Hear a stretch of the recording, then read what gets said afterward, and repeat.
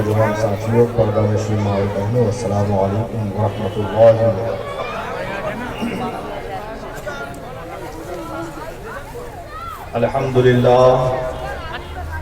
الحمدللہ رب العالمین والعاقبۃ للمتقین والصلاة والسلام علی سید المرسلین وعلی آلہ واصحابہ اجمعین، اما بعد۔ فقد قال اللہ تبارک وتعالی فی القرآن المجید والفرقان الحمید، اعوذ باللہ من الشیطان الرجیم، بسم اللہ الرحمن الرحیم، یا ایہا الذین آمنوا اتقوا اللہ وکونوا مع الصادقین۔ آمنت باللہ صدق اللہ العظیم وبلغنا رسوله النبي الأمين المتين المبين الكريم، ونحن على ذلك لمن الشاهدين والشاكرين، والحمد لله رب العالمين۔ اعلیٰ حضرت عظیم البرکت مجدد دین و ملت امام عشق و محبت فرماتے ہیں کہ لطف ان کا عام ہو ہی جائے گا، لطف ان کا عام ہو ہی جائے گا، اور شاد ہر ناکام ہو ہی جائے گا۔ اعلیٰ حضرت فرماتے ہیں کہ عاشیو دامن سخی کا تھام لو، سائلو دامن سخی کا تھام لو، ارے کچھ نہ کچھ انعام ہو ہی جائے گا۔ سبحان اللہ۔ پھر کے گلی گلی تمام ٹھوکریں سب کی کھائے کیوں، دل کو جو عقل دے خدا تیری گلی سے جائے کیوں، جان ہے اس پہ مصطفیٰ روز محسوس کرے خدا، ارے جس کو ہو درد کا مزہ نازے دوا اٹھائے کیوں۔ حضرات محترم، خطبہ مسلمہ کے بعد قرآن مقدس کی جس آیت مبارکہ کی ہم نے تلاوت کی، رب کائنات ارشاد فرماتا ہے، یا ایھا الذین آمنوا اتقوا اللہ وکونوا مع الصادقین۔ اے ایمان والو، اللہ سے ڈرو اور سچوں کے ساتھ ہو جاؤ۔ حضرات محترم، اس سے پہلے کہ اس آیت کریمہ کے تعلق سے میں کچھ گفتگو، کچھ معروضات، کچھ توضیحات آپ کے خیال کی نظر کروں، اس سے پہلے یہ جو مبارک محفل سجائی گئی، ہم اور آپ یہاں جو اکٹھا ہوئے، کیا ہمارا یہاں اکٹھا ہونا، ہمارا یہاں جمع ہونا ہمارے لیے کچھ فائدہ ہے یا نہیں ہے؟ اللہ اکبر۔ حضرات محترم، جہاں پر اللہ اور اس کے رسول کی محفلیں سجتی ہیں، وہاں پر اللہ کی رحمت کے فرشتے نازل ہوا کرتے ہیں۔ اللہ کے پیارے نبی سرور کائنات صلی اللہ تعالی علیہ وسلم نے ارشاد فرمایا، اے میرے چاہنے والوں، اے میرے ماننے والوں، اللہ نے کچھ فرشتوں کو مقرر کر رکھا ہے کہ وہ دنیا کا گشت کرے، وہ دنیا میں گھومے، چکر کاٹے، اور جہاں جہاں پر اللہ اور اس کے رسول کی محفل سجائی جائے وہ اس مبارک محفل میں شریک ہوتے ہیں۔ اللہ اکبر۔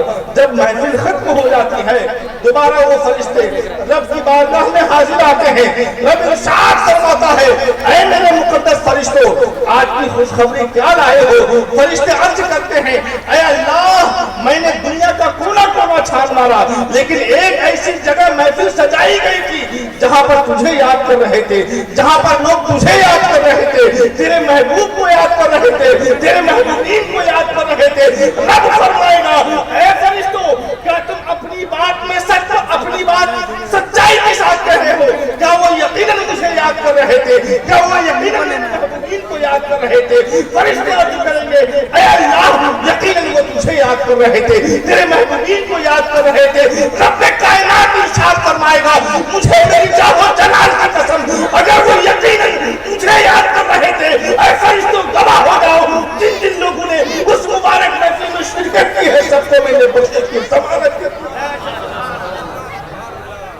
تو اس طرح کی محفلوں میں شرکت کرنے کا فائدہ یہ ہے، آج ہر انسان فائدہ دیکھتا ہے، انسان مزدوری کرتا ہے تو فائدہ دیکھتا ہے، کاروبار کرتا ہے تو فائدہ دیکھتا ہے۔ دنیا میں جتنی بھی چیزیں ہیں، انسان اس کو کرنا ہی نہیں چاہتا جس میں اس کو کو نقصان ہو، انسان وہی کرنا چاہتا ہے جس میں اس کو فائدہ ہو۔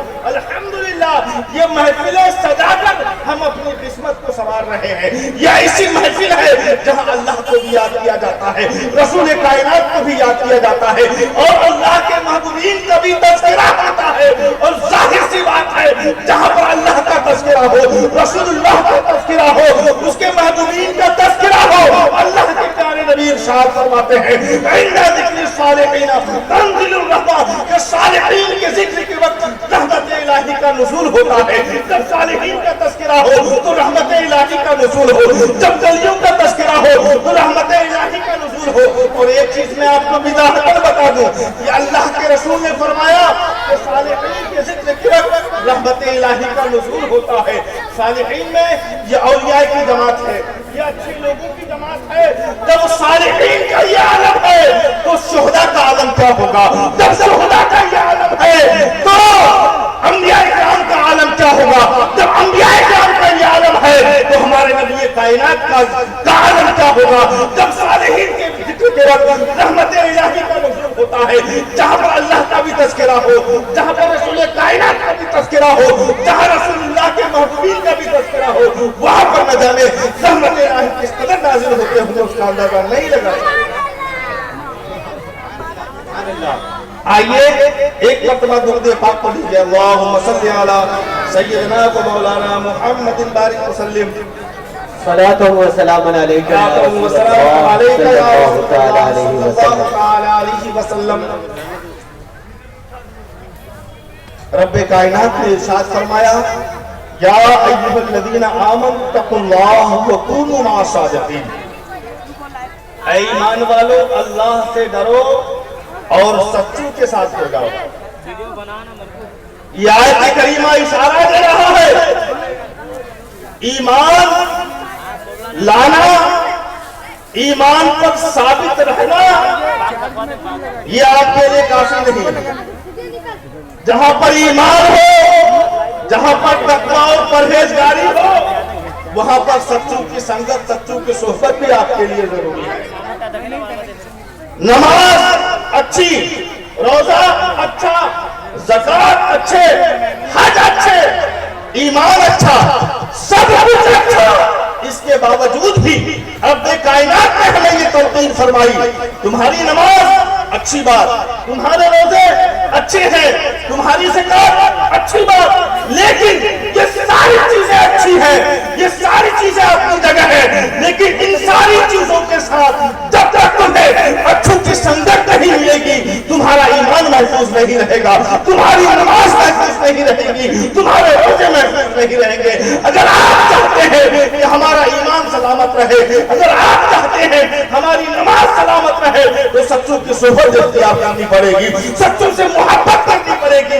اگر ایسا نہ ہو، انسان اگر یہ سوچے ہم کو کسی کی سنگت کی ضرورت نہیں، کسی کی صحبت کی ضرورت نہیں، میں جانتا ہوں اگر جس کی یہ سوچ ہے قرآن مقدس کی یہ آیت کریمہ اگر وہ غور سے مطالعہ کرے تو یقیناً اس کے ذہن میں آشکار ہو جائیں گے کہ اولیاء کی محبت بھی ضروری ہے، رسول کائنات کی محبت ضروری ہے، انبیاء کرام کی محبت ضروری ہے۔ ان سارے بزرگان دین، ان سارے محبین سے محبت رکھنا یہ ایک ایمان کا اٹوٹ رشتہ ہے۔ جس طرح یہ جب ہماری محبت، ہمارا سلسلہ، ہماری نسبت اولیاء اللہ سے جڑ جائے گی تو یقیناً وہ محبت اس قدر کارگر رہے گی اور رب کی بارگاہ میں اس قدر مقبول ہو جائیں گے، ہم یہاں بھی کامیاب ہوں گے، وہاں بھی کامیاب ہوں گے۔ آپ اندازہ فرمائیے حضرت ابوبکر صدیق کو ایمان لانے سے پہلے کون جانتا؟ عمر فاروق کو ایمان لانے سے پہلے کون جانتا؟ عثمان غنی کو ایمان لانے سے پہلے کون جانتا؟ مولا کائنات کو ایمان لانے سے کون جانتا؟ انہوں نے صحبت اختیار کی رسول کائنات کی، جب انہوں نے نبی کی صحبت اختیار کر لی تو اب صدیق نہ رہے بلکہ صدیق اکبر بن گئے، اب فاروق نہ رہے فاروق اعظم بن گئے، عثمان غنی بن گئے، مولا کائنات بن گئے۔ یہ صرف نبی کی صحبت کا اثر ہے، نبی کی محبت کا اثر ہے، اور جس دل میں نبی کی محبت ہو جاتی ہے وہ دنیا میں بھی نامور ہوتا ہے، آخرت میں بھی نامور ہوتا ہے۔ سبحان اللہ۔ نعرہ تکبیر، نعرہ رسالت، علماء اہل سنت مسلک اعلی حضرت ذکر اولیاء کانفرنس، ذکر اولیاء کانفرنس، نعرہ تکبیر، نعرہ رسالت۔ اللہ والوں سے محبت رکھنا۔ حضرت یوسف علیہ السلام کے زمانے میں ایک بڑھیا تھی، جب حضرت یوسف علیہ السلام کو مصر کی بازار میں لایا گیا بیچنے کے لیے، وہ دور تھا، وہ زمانہ تھا کہ لوگ لوگوں کو بیچا کرتے تھے، آدمی آدمی کو بیچا کرتا تھا، ایسا دور تھا حضرت یوسف علیہ السلام کے زمانے میں۔ حضرت یوسف علیہ السلام کو جب مصر کے بازار میں لایا گیا، ان کی بولی لگائی گئی، مصر میں پورا تہلکہ مچ گیا کہ مصر کے بازار میں خوبصورت بچہ آیا ہے، جس کی خوبصورت کا عالم یہ ہے کہ ان کی اگر شکل کو دیکھ لیا جائے، ان کی صورت کو دیکھ لیا جائے تو آنکھیں خیرہ ہو جاتی ہیں، آنکھیں چنجیا جاتی ہیں، انسان آپ میں نہیں رہتا، بے خودی کے عالم میں مست ہو جاتا ہے، ان کی خوبصورتی کا یہ عالم ہے۔ اور آج وہی بچہ مصر کے بازار میں بیچنے کے لیے لایا گیا ہے۔ اللہ اکبر۔ میں آپ کو یہ بتانا چاہتا ہوں، مصر کے بڑے بڑے روسا، بڑے بڑے عمرہ اس بچے کو خریدنے کے لیے دھن دولت اپنے ساتھ لیے چلے مصر کے بازار میں، امیر بھی آ رہے ہیں، پیسے والے بھی آ رہے ہیں، مال و زر والے آ رہے ہیں، زمین جائیداد والے بھی، سب حضرت یوسف علیہ السلام کو خریدنے آ رہے ہیں۔ خریدنے کیوں آ رہے ہیں؟ وہ بہت ہی خوبصورت بچہ ہے۔ اللہ اکبر۔ انہی خریدنے والوں نے ایک بڑھیا بھی کچھ دھاگا ہاتھوں میں لیے حضرت یوسف کو خریدنے چل پڑی۔ اللہ اکبر۔ اس بڑھیا سے پوچھا گیا، اے بڑھی اماں تم کہاں جا رہی ہو بھاگی بھاگی؟ وہ بڑھی اماں کہنے لگتی ہے، میں نے سنا ہے کہ مصر کے بازار میں ایک خوبصورت بچہ آیا ہے، میں خریدنے جا رہی ہوں۔ اللہ اکبر۔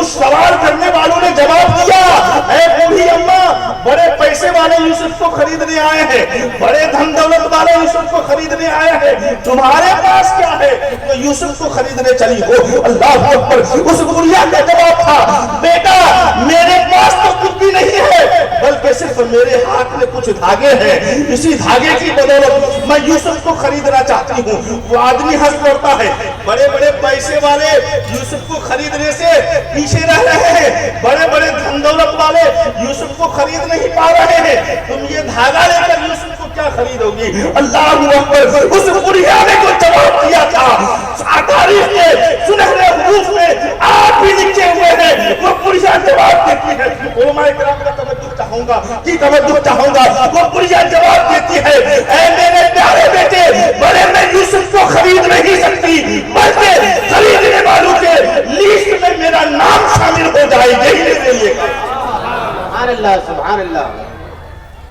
آپ بتائیے، خریدنے والوں کے لیسٹ میں نام ہو جانا وہ اپنی زندگی کا سب سے قیمتی سرمایہ سمجھتی، وہ جانتی کہ یوسف سے محبت ہماری آخرت کی کامیابی کی ضمانت ہے۔ کیوں وہ یوسف سے اس قدر محبت کرنے لگی؟ وہ جانتی تھی یوسف سے محبت کریں گے خدا بھی ہم سے محبت کرے گا۔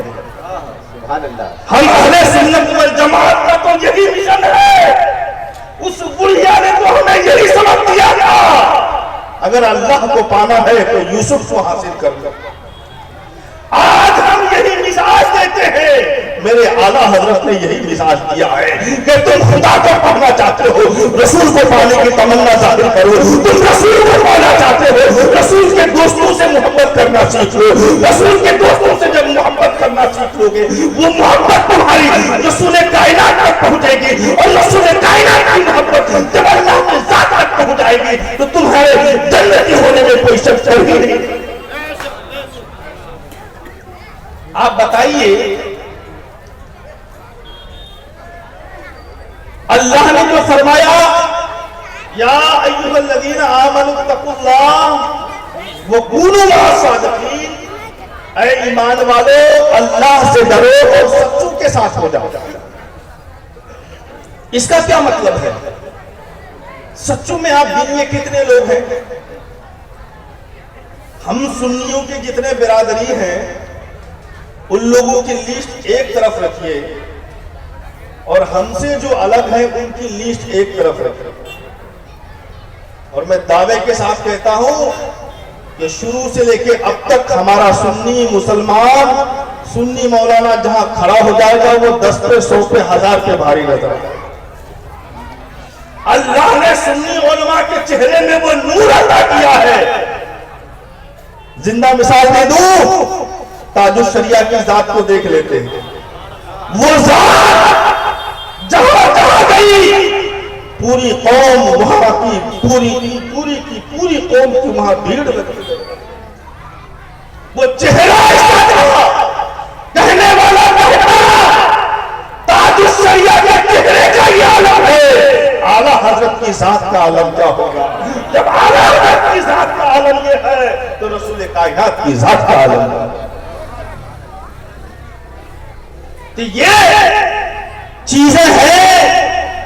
آج ہم یہ کیوں کہتے ہیں ہم سنی، ہم مسلمان، ہم ایمان کے دعوے کرتے ہیں، لیکن ظاہر سی بات ہے جو صاحب ایمان ہوتا ہے وہ اپنے ایمان کی بڑائی بھی کرتا ہے. لیکن یہ چیز ہم کو اور آپ کو سمجھنے کی ضرورت ہے. رب کائنات نے ارشاد فرمایا اے ایمان والو اللہ سے ڈرو اور سچوں کے ساتھ ہو جاؤ. اور جب سچوں کے ساتھ ہو جائیں گے تو غوث جب ہمارے ہوں گے، خواجہ جب ہمارے ہوں گے، امام اعظم جب ہمارے ہوں گے، اعلیٰ حضرت جب ہمارے ہوں گے تو ہمارا کوئی بھی بال باقا نہیں کر سکتا. اس لیے کہ جب اولیاء کی محبت ہمارے دامن میں آ جائے گی، غوث پاک کی محبت جب ہمارے دامن میں آ جائے گی، اور یہ بات تو سچ ہے کہ ہم جھوٹے ہو سکتے ہیں، دنیا کا کوئی انسان یہ کہہ نہیں سکتا کہ خواجہ غریب نواز کہہ دے اور وہ بات غلط ثابت ہو جائے، غوث پاک جو فرما دے وہ بات غلط ثابت ہو جائے. ایسا کوئی کہہ نہیں سکتا. خواجہ غریب نواز نے برسوں پہلے فرمایا تھا انا ساگر کو، اے انا ساگر کاسے میں آ جا، تو وہ پانی انا ساگر کا کاسے میں آ گیا تھا، چھاگر میں آ گیا تھا. غوث اعظم نے فرمایا تھا، غوث اعظم نے فرمایا تھا اے سمندر میں ڈوبی ہوئی کشتی باہر نکل آؤ. 12 کے ساتھ تاریخ گواہ ہے کہ 1200 سال کے بعد 12 سال کے بعد وہ ڈوبی ہوئی کشتی باہر آئی تھی. ہم ان کے چاہنے والے ہیں جن کی زبان کبھی غلط نہیں ہوئی، جن کی بات کبھی غلط ثابت نہیں ہوئی. جب ہمارے دل میں غوث پاک کی محبت ہے، جب ہمارے دل میں خواجہ غریب نواز کی محبت ہے تو الحمدللہ ان کی محبتوں کے صدقے میں رسول کائنات کی محبت ہمیں مل جائے گی. جب رسول کائنات کی محبت ہمیں ملے گی تو اللہ کی رحمت ہمارے لیے شامل آ کرے گی. اس لیے مسلمانوں جہاں پر آپ اپنے آپ کو سنوارو وہاں پر رسول کی محبت کو سب سے پہلے رکھا کرو. ڈاکٹر اقبال نے پہلے کہا تھا کہ محمد سے وفا تو نے تو ہم تیرے ہیں، یہ جہاں چیز کا لوح و قلم تیرے ہیں. السلام علیکم.